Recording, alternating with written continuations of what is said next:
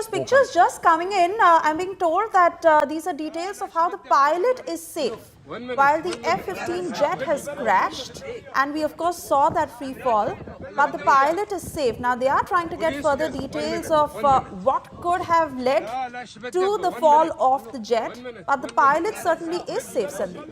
Yes, clearly, Suesha, that the pilot appears to be safe. He is punched out. He's been, asked to lie flat. That's the standard operating procedure in terms of an ejection. That the pilots are supposed to land and then immediately lie down flat. That's because the kind of G forces that the body goes through, the spine is under a lot of pressure, and it's to basically relax the body, to stabilize the body before they can move around this. So they're advised not to walk around, not to move around, and that's exactly what you're seeing on your screens right now. The pilot who seems to have ejected. It's not very clear if it's if it was a single seat F-15 or a twin seat. It's very likely it would have been a twin seat F-15. The F-15, as I mentioned, is a fighter bomber. It's a twin-seat aircraft, all-weather, multi-role aircraft. It's a very capable aircraft that the US has deployed in very large numbers for the kind of strike missions that both the US and Israel have, chalked up in Iran.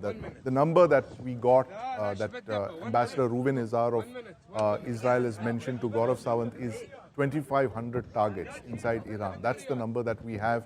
India Today is the first channel to get that number, and that tells you about the intensity of this bombing campaign that the US and Israel have, highlighted inside of Iran, that they need to hit 2,500 targets inside Iran to paralyze Iran's ability to launch cruise ballistic missiles and drones at the region.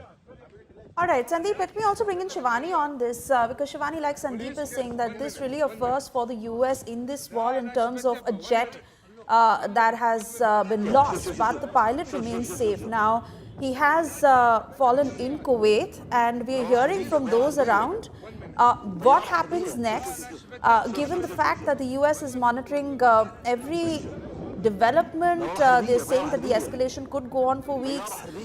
If these losses continue, would that also mark a change in their strategy? What next for the pilot? See, Suesha, what we are learning about the pilot, that he's safe. He's been given the oxygen mask right after he was evacuated from that area.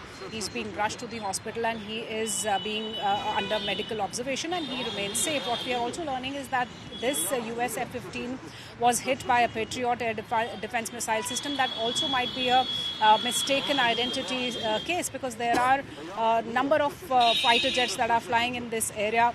And certainly when you talk about the challenges for the US is monitoring each and every aspect as the escalation goes on, and it had certainly not expected the kind of retaliation Iran has given it across different countries on its bases and the establishments that are important to it economically.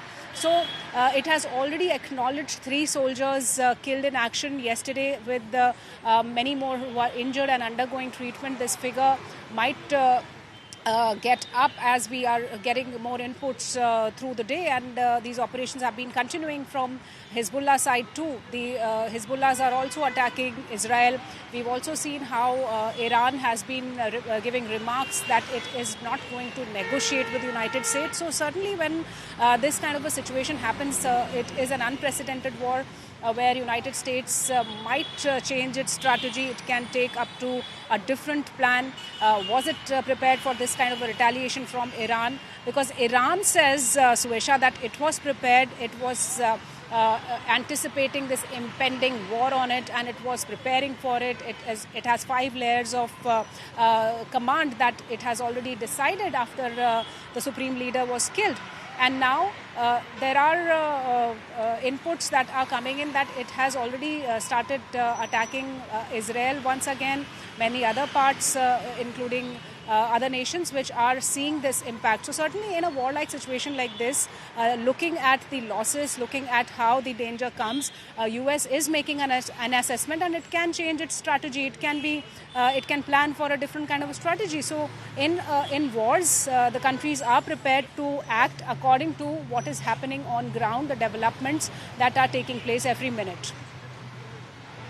Oh yes, absolutely. And Sandeep, I want to come back to you, especially how you are watching these pictures and what really does it appear, what could have happened in the final moments leading up to that crash, hostile fire, mechanical failure, any other cause, and with this incident occurring, where do you think the jet has fallen, at an air base or some other space? What do you make of it, Sandeep?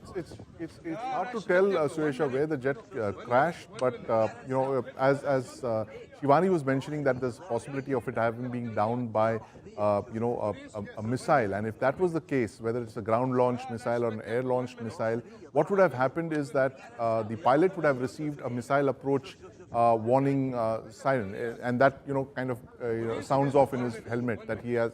It's a warning which gives him a few seconds to punch out, and that is exactly what seems to have happened in this case. The minute that missile lock was detected by his aircraft, he would have punched out almost immediately, and the aircraft would have been brought down. The missile, possibly, if this was indeed a case of friendly fire, as is being speculated, possibly a ground-launched missile that hits the aircraft, that missile would have locked on very quickly onto this aircraft, and the aircraft seems to be pretty intact. It would have detonated in the proximity of the aircraft, carrying out a proximate detonation, as they call it, to you know, destroy the aircraft's ability to fire, and that's exactly why the aircraft is dropping out of the, you know, sky like a stone. It's literally in free fall. It would have been crippled, damaged, and the pilot, of course, is punched out. So it's clear that the pilot is safe, and this appears to be an incident. And you know, given the sheer number of fighter aircraft in the air over the last few 72 hours, it's only expected that such incidents of this nature would have actually been you know, war-gamed by the US, by the Israeli forces, the air forces of both countries. It is interesting, Suesha, very quickly, you know, I must add that there are multiple air elements at play over here. You have the US Air Force, which is operating on the ground from various air bases. You have the US Navy that's also operating. It's flying aircraft from carriers. And the Israeli Air Force, of course, operating off Israel. So there's multiple aircraft up in the air. It must be a command and control nightmare to coordinate all of these massive air forces that are flying you know, almost continuously. Many of them would be on combat air patrol duty. I'm just, you know, guessing. Oh yes, absolutely, Sandeep.